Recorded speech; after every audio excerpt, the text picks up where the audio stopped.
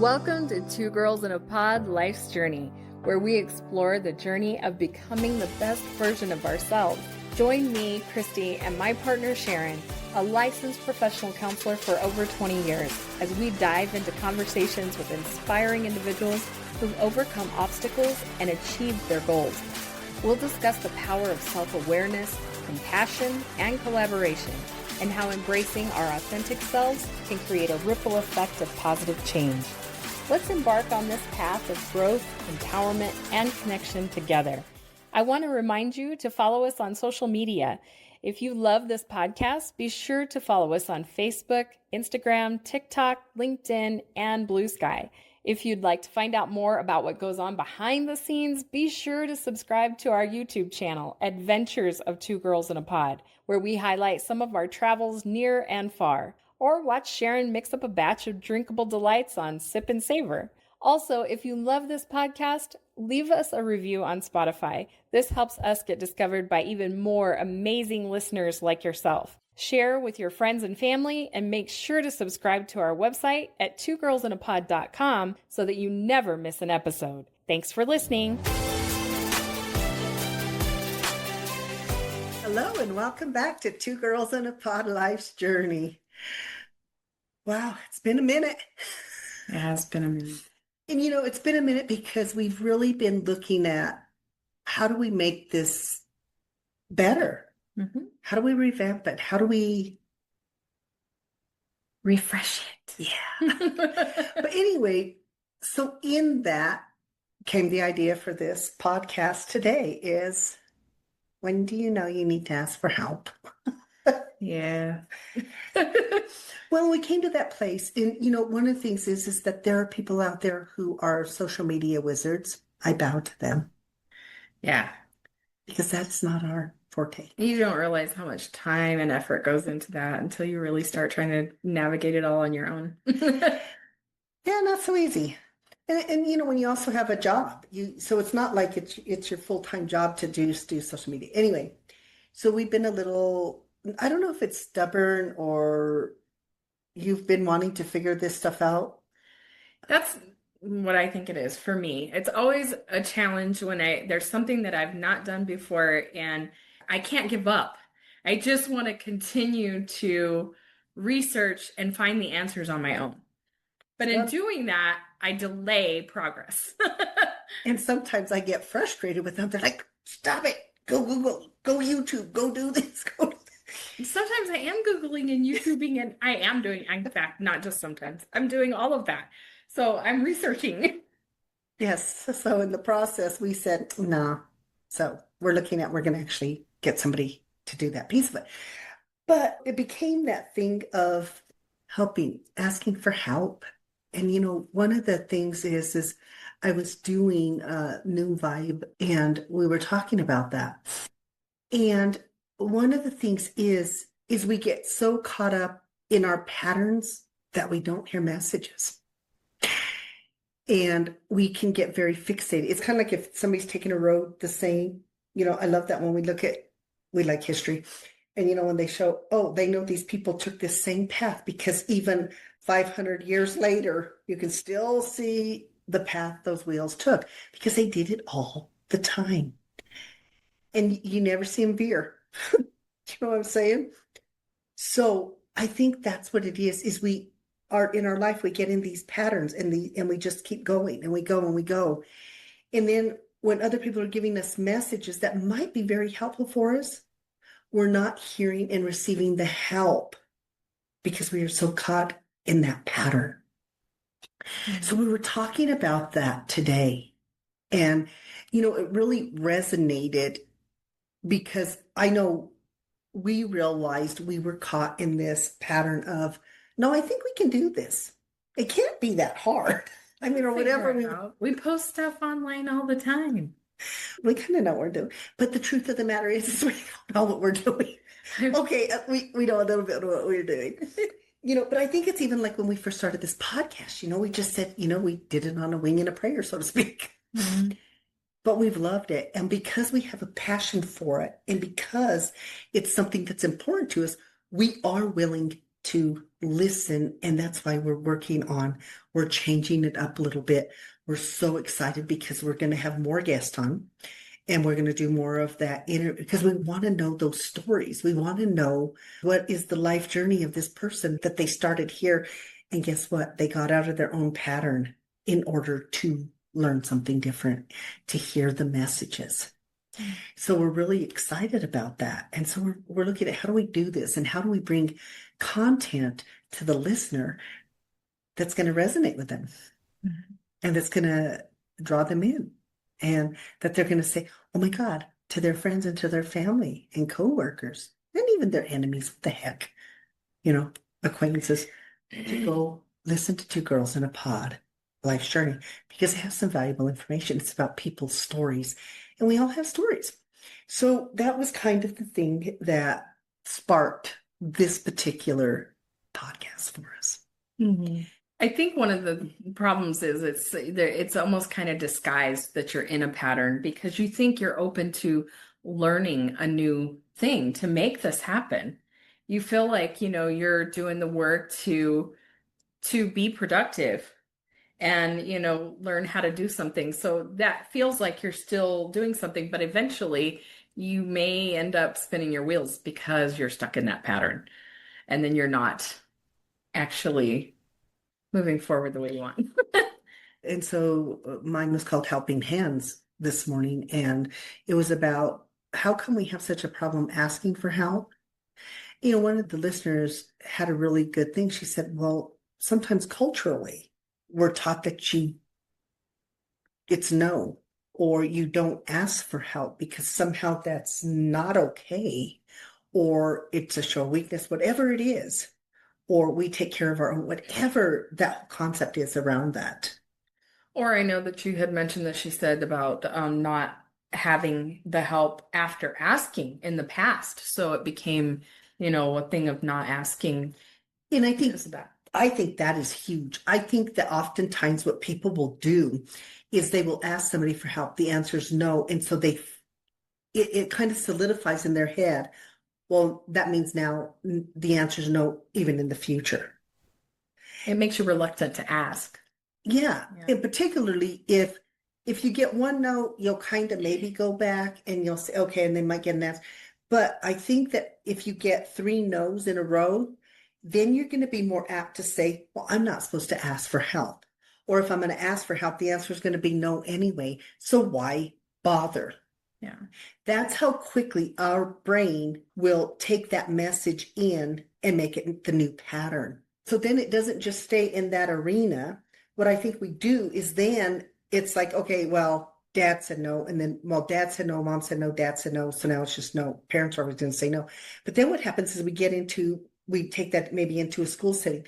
I'm not going to have to ask the teacher because they're just going to say no. Or I'm not. Do you see what I mean? It's such a quick to the brain sometimes. Mm-hmm. And because of that quick message, I think we stay kind of stuck in that routine of, then we get that sense of helplessness. Mm-hmm. You know what I mean? And then when we really, really, really need help, we are less apt to ask for it. And that's really when we need to ask for help. Mm-hmm. And then the flip side of that is, of this whole conversation is why aren't we helping others? What prevents us from helping others? One of the gentlemen, he jumps on my talks almost weekly and I absolutely love it. And I love Terry. He said, do you think sometimes it's because I was saying, it's kind of like if you're outside and somebody falls down and you might say, not my problem. I'm not going to get involved. So we have some of that, not going to get involved. But then he brought up something else. He goes, it's like people are doing this as they're even walking. He goes, do you feel like it's a lack of awareness as well? Yeah, they're too busy looking at their phones and totally distracted. Yeah, or we're not present with our surroundings even. Yeah. When he was saying, he goes, it's kind of like if you see somebody and they're struggling with their groceries, why wouldn't you do that? And you had that experience the other day. Somebody was struggling to get the door open to the store. And so you saw that and you didn't sit there and wait. No, I went and I held the door for her. And I mean, she was so grateful.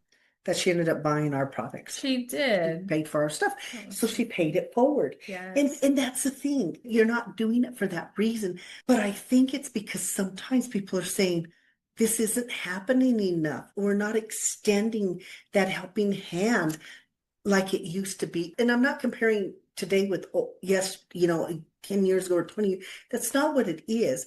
It's that human connectedness that I'm talking about. I mean, it's not about comparing back then. It may have been the same even back then, but I do feel like that there's sometimes there's this hesitation in helping someone else when you see something, because I'm not really sure where that comes from, what this feeling is that you almost feel like you're overstepping a bound by reaching out to help this person, because sometimes it's not received well. I mean, we have heard of situations where wow, that's a really good. You go to reach out to help someone and they're offended or something by it. And I have a great example of that. One of my clients was telling me, he goes, I was really caught off guard by something. And I go, what? He goes, I was in the store, the guy's in front of me, and he uses his card. It's not working. And so he's getting really agitated. He goes, it wasn't a whole lot of stuff. He goes, but part of it was I needed to get to work. So I really wanted him my turn. So he goes, it was partly about me, but partly about, dude, it's not that much. So he tells me, he goes, I'll just go in and take care of it. It might have been 15, 20 bucks. It wasn't a lot. The guy goes, give me a minute. So he runs out to his truck, gets another card, comes back in. None of it's working. So my guy once again goes, you know what? It is no problem. He goes, let me do this for you. The kind of like that pay it forward thing. The guy went off on him. What do you think I am? He tells him his position and everything. And you think I don't have money? I mean, it was this, he goes, I'm just there like, I just wanted to first off get to work and do something kind.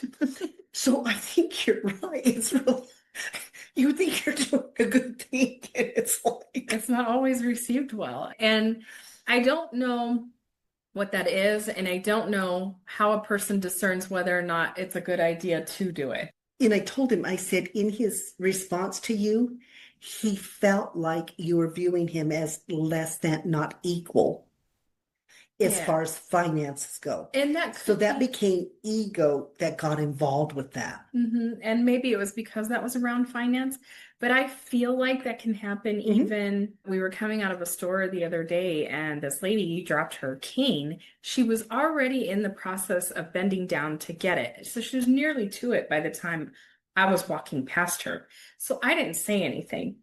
And your sister was behind us. And she said to her, can I pick it up for you? And I don't know if she did. I never looked back. No, the lady already had it because she had already had it in her hand. Yeah, and that's what I thought. But I always feel this hesitation of how is that person going to receive that? Are you thinking I'm not able to do this? Or I don't know. But I'm thinking if you're walking with a cane, you might want some assistance. I don't know. And I think there's so much of that we're having that hesitation. Yeah. But I know for me, regardless of that, I'm going to offer my assistance. If you choose not to take it, I'm not going to be offended. Yeah. I might be confused, as my client was. He was so confused. He was just there like, I don't even understand what happened here. I don't want to be yelled at. He goes, he yelled at me. He insulted me. He goes, and everybody in the store is just, they're like, dude, calm down. He's just trying. I don't need your help either. And it was just like, okay. Yeah. And he said all he had to do was say no thing, but it was crazy. So I agree. I think there is a hesitation because people don't know what to do. Okay. I know for our neighbors, they're an older couple. We love them dearly. And I know he was having some issues with his heart and stuff. And so the wife had told us, he was having this. And it was a day it had snowed, and I was out there and I was shoveling, and I thought, I'm going to shovel to his thing. And he came out shortly later and he goes, I was going to do that. And I says, yeah, but I was already out here and I needed my little exercise for the day or whatever. And he was fine with it. But I noticed the next snowstorm, what he did is he had his snowblower and he went and did ours. Mm. He stopped several times. And I thought, I'm not going to go out there and say, no, you don't have to do that, whatever. When I went back out and I saw him there, I just, oh, well, thank you for doing that. Because I understood what was happening. It was his way of giving back. Yes. Yeah. They're like, oh, you might find a bag of vegetables on your fence. We're giving you vegetables, or, they give us lots of tomatoes and garlic and onions. So we have a lot of pico de gallo and Jalapenos. jalapenos.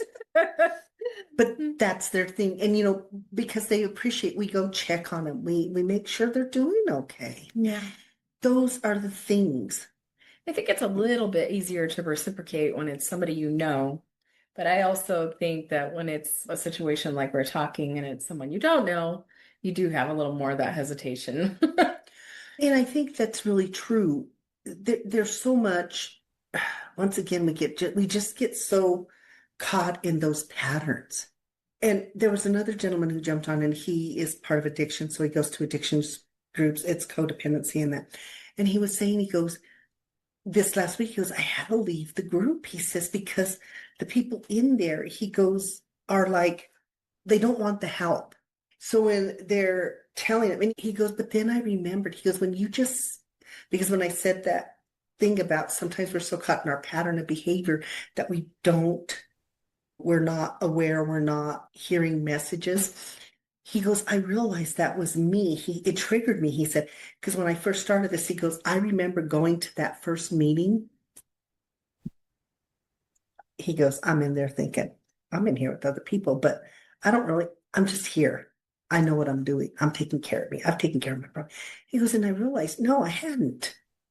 You start being the same because we feel like, in particular, I think when we have addictions or health issues or mental health issues and things like that, we feel like we know better or we don't want to hear. If we go in, and it was really funny, we were talking to our friend and she says, I've had to change my eating habits because of some health issues.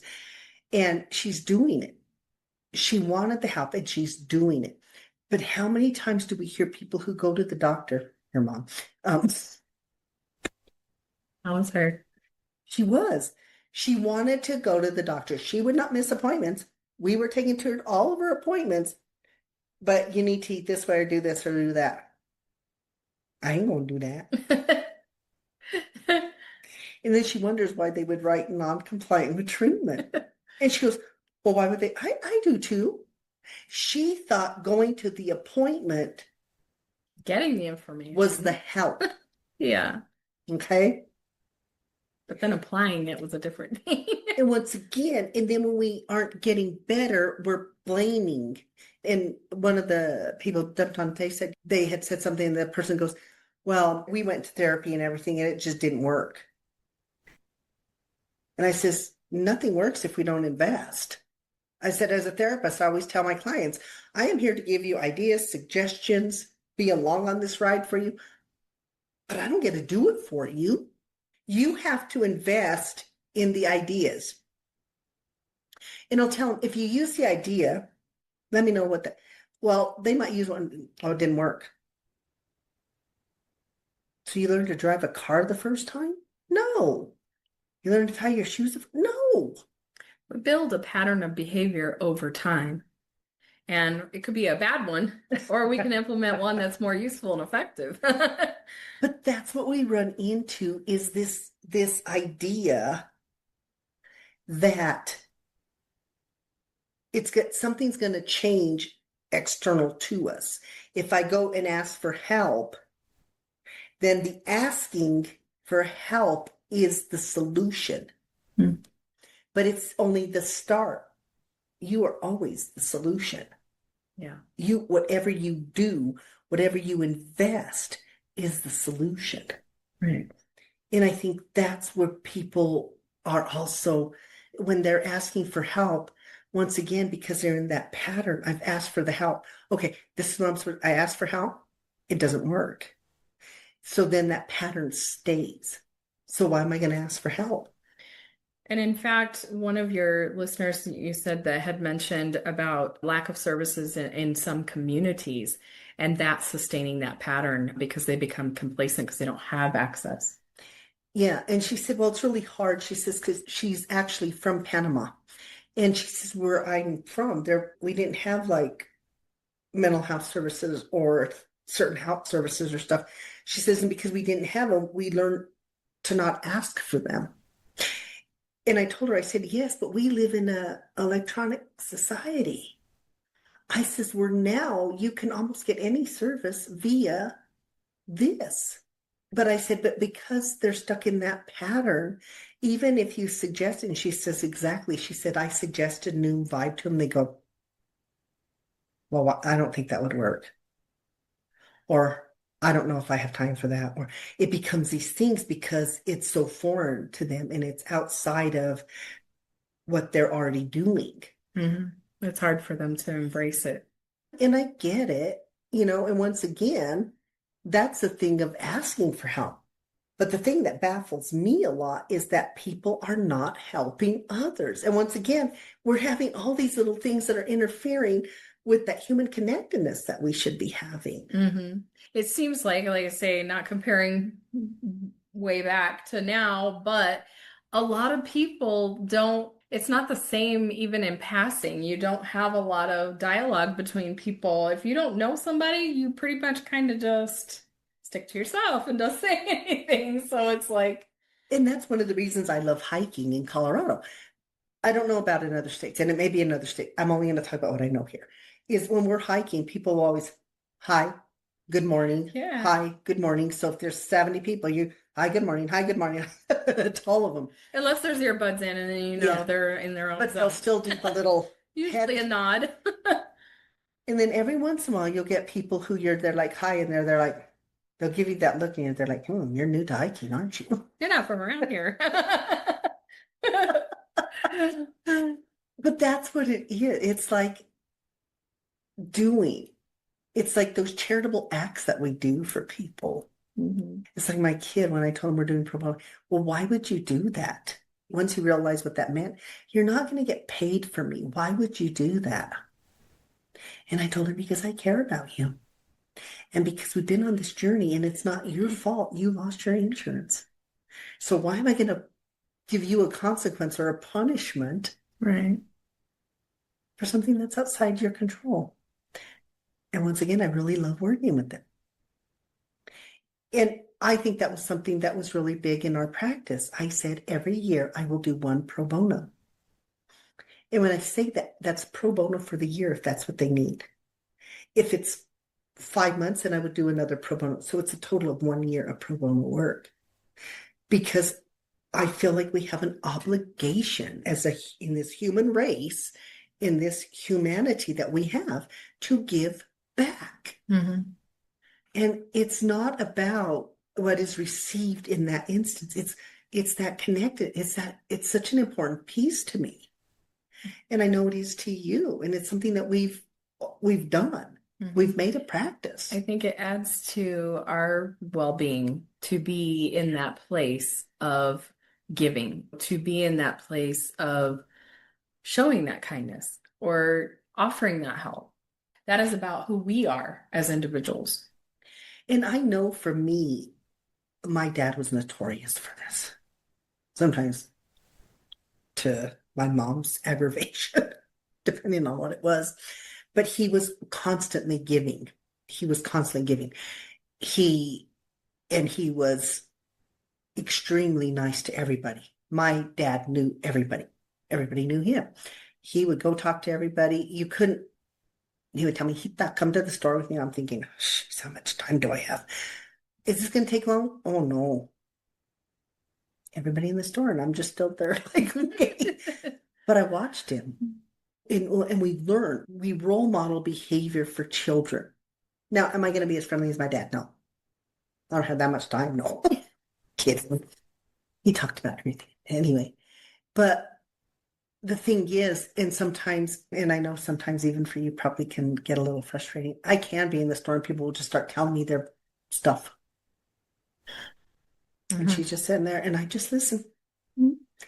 Or go on vacation and sit in the pool, and then you have all kinds of people that will come and talk to you. She's afraid to leave me alone. And when I say this, I'm really sincere. They're minding my own business. Okay. And then pretty soon somebody comes up, then pretty soon, but so by the time she comes out, there's these people. The good thing on this last vacation, a friend was with me the whole time. But even that, they were still coming up and talking with us and stuff. Yeah, you still were interacting with others. Well, no, I mean, I don't care, but It just happens. But I always feel like, you know what? If somebody's going to take, because time is important, Yeah. Everybody's time is valuable. And if somebody's going to take that time to stop and talk to me, I will converse with them. I will respond to them. You know what I mean? And you never know what connections you're going to make. I mean, it's worth the time if We- you have it. We were in Puerto Vallarta. We're in there and we're talking to the people in the pool. And then she goes, "Oh, I have my own boutique." So we did a podcast with her, I Marie Boutique. And, she had this fabulous story about how she started with nothing and now she's extremely successful. Got this great clothing line and Yeah, I Marie Boutique. Go check it out on Instagram, man. yeah. But yeah, so these are the things that happened. And I think that's what it is. It's just small acts of kindness. Yeah. And so when we do it in that way, we don't realize we're probably helping out people without them having to sit there and say, "Hey, can you help me out? Can you listen to me for a minute?" People don't have to. I think that if we're waiting for somebody to ask us for help, oftentimes it's not going to happen in the same way. But if we just show kindness, sometimes it's going to do it. And I was telling about, and we were talking with our friend yesterday, and we went to the granddaughter's birthday party, and he was saying about how he wants to remodel his kitchen. And he was saying that one day he's driving out and he sees he's never met the neighbor or anything, but the neighbor was struggling moving something. So he pulls over and he says, "Hey, dude, I'll help you move that." So he ends up helping him. They made this friendship. Now this guy knows about remodel and is going to help him with the remodel of his kitchen. This is how these things work. Yeah. But none of this is going to work if we do not start engaging with others. When we did programs in the school that I was in, we would do stuff like that. We would have different kids sit with each other, or we would find out what ideas or what things they liked and then kind of help hook them up or whatever that is. So they have that sense of belonging and stuff. So asking for help, the helping hands is so much bigger than just my thing of us saying, "Oh my God, we need help with social media." We are making a connection. The gentleman who does our editing has done our editing from the beginning. He's not here. But guess what? He'll write remarks to us. So we still have this kind of relationship, and we really appreciate that. Mm-hmm. And even going forward, the person that we're meeting with to help with the social media, that is somebody that we finally reached out through someone else. And hopefully, this connection will work. So, but we had to start somewhere and talk to somebody about the help we needed. But I think that anytime that we're able to offer to someone else, that is only going to bring back around to us those opportunities for us to ask for help when we need it. Because we do that in our lives for others. And you know what? I don't know. I just had this moment or right now. You know what I realized too is even on our podcast, in order to be successful on the podcast, we need subscribers, followers, and all of that. Mm-hmm. And it's almost like asking people for something. And you get this mentality. So, and this is another mentality, I think, is that if you have the mentality, if your family or friends or acquaintances, whoever, if they're having a food drive or this drive or that drive, you just do it. You do it because you're helping them out. And then there's almost this thing of thinking, okay, well, they're going to feel the same way and do it back. And it doesn't always work that way. And in fact, one of our friends who has a business, she does eyebrows and stuff. She posted a thing on there that said her biggest supporters of her business are not her family and her friends sometimes. Mm-hmm. And isn't that kind of sad in a way? It is. But I mean, And not to say, because I really appreciate all of our friends and family that have taken the time to invest in going and listening and doing all of those things. But yeah, What my sometimes follow-up was is that that's on us too. We have to be willing to go to them and say, will you help us out a little bit? Instead of maybe if maybe they don't know, maybe you can't go into this place of, oh, they just don't want to support me because we ran into our friend yesterday and she goes, geez, I didn't know y'all were doing that. Tell me your things and I'll follow you. hence the reason we need somebody with social media skills to really get us out there. So do you see what I mean? It's twofold. So if we make the assumption that they're just not doing it because maybe they don't really like us, I don't know, whatever. Some of them are technologically challenged and don't know how to get to things that they're like, I definitely want to listen. Can you please tell me how? We appreciate, we'll help you out. I do. We have one of the friend we went with. She'll say I'm technologically challenged, so I'm there like, okay, let's set it all up for you. Yeah. So we set it up for her, and she goes, and she'll listen when she remembers, but she's always constantly moving and doing and that. But that's what I tell them. So in asking, we also have to be willing to ask all of our viewers, and not just our viewers, but to ask everybody to listen, to support us. Tell your family, tell your friends, tell your acquaintances, coworkers, people you don't like. We don't care. If you hear a podcast that somebody needs, share that to them. But do you see what I mean? That's something that we've been working on because it's almost like you don't want to impose or you get all these stupid ideas. Yeah. But we're doing a social platform where what do we have to do? We have to sell ourselves. My goodness, we have to pimp ourselves out. And I'm not too proud now. Darn it, we've been doing this for 4 years. So that's kind of where it's at. We have to get better at it. We have to get better at asking people to support us because we can't blame them for not supporting us if we're not even promoting ourselves. We have to believe that we're worthy of that, of someone else's time in doing that, when investing. Yes.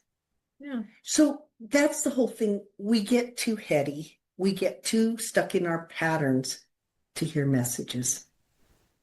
And the only way we hear messages is when we stop. And if I need help, to truly just say, I need help and stop the rhetoric that's going on to listen to that message. And this whole thing with this social media, we had been talking about it. We had reached out to somebody, hadn't heard back, all of this. And then we're going, and our friend who happens to do our hair too, and we're great friends with, started talking with us about this. And she says, I know I got to do some social media stuff and that. And we're there like, so do we. And she even said, what do you, and we're developing this partnership, hopefully, in being able to do this. But she needed the help. She wouldn't ask for it either. We needed the help. We weren't asking for it. And then together, now we figured this out. You have to be willing to have those conversations. My mom was notorious for hinting about something she wanted somebody to just volunteer to do, but she didn't want to actually ask for the help to do it. And if they didn't pick up on the hint, how dare they? See, they don't really want to help people. They say they want to help people, but they don't want to help. Well, no, because and we would tell them, stop hinting, just ask for help. Yeah. And I think a lot of people do that because they think that if I just state my need, you're just going to kick in and do it. Some that might people work, do. but it might not. And you still need to be able to say that's what you need. Yeah. So I guess our thing is to encourage people, if you need help in whatever arena it is, whatever that arena is, ask for help. Mm-hmm. And if you see those people and they need something, it's within your ability to do, then do it. That starts to build those connections that we need. Yeah. And we got to get out of our own way. And you're always saying that. You're always saying sometimes we get our own way more than anybody else does. Yeah, I think that's around technology. I think that's true with most people. And I mean, a lot of times it has to do with fear. Mm-hmm. You know. Well, I think even like people who think like they're, and I think this was something that made me think about you in high school and math. And then what happened? Which part? It was also traumatic. No, until 1 year it wasn't. Yeah. I had 1 year in high school of, I at least had a B in math, But an A why? for part of it. Why? I had this teacher that was just able to communicate it with me and help me understand it. And I had never had that before. Exactly, because you didn't have to go ask him for help, or maybe you did, but either way, he saw it and he was able to do it. But had that not happened, you would not have even had one good year of math. I know. One good year of math. But and all the years before that, I think that I was definitely stuck in a pattern because I would ask for the help and then they would try to explain it to me and I still didn't understand. So I was like, why am I asking? It really put me in a rut of being afraid to ask because I thought I'm still not going to understand even when you explain it. I just thought I was not capable of getting this. And like I said, then Mr. Campbell Came help along. me out. So even like those moments, and I think that's what it is. Yeah. Even with you, you grew up not going, you didn't do physical activities, you didn't, and even when I would tell her, so I told her one day, I said, well, let's go kick the ball. And she looked at me like, what? No, I don't kick balls. And they're like, who doesn't do that? Not coordinated enough for that. What? I was very confused. And then she tells me, well, I never done that. I said, ever? No. But she also didn't want to try it, but she did. And she laughed at me. We're all there like, no, you kick it. Now she kicks balls. But I think it is too sometimes when we're not exposed to things or we're told we can't do things, we get in that pattern of thinking that I'm not capable. Mhm. And then when we get in that pattern of not capable, it becomes different. Because I would tell her, well, sure, you can do these things. Sure, you can do. And she would sit there and go, and for the longest time, she wouldn't. And then, whatever reason, there's something clicked in her. And it was like, I'm going to work out. So now she works out, she does yoga, all of these things. But once again, she was never hearing them. I did this message for a few times, didn't hear it. But for some reason, when that happens, when we would get out of our way, we open up a whole different world to us. When you start believing in yourself. Exactly. And when we believe in ourselves, we will ask for help and we will give help. So I guess overall, remembering that our patterns of behavior get in the way of listening to messages from others who may have answers for us. And they may be comfortable, but they're not serving us. Yes. And the answers they're giving us may make us feel uncomfortable, but they may serve us. Mm-hmm. So, man, words of wisdom today. Anyway, as always, we appreciate you. We are so grateful for each and every one of you.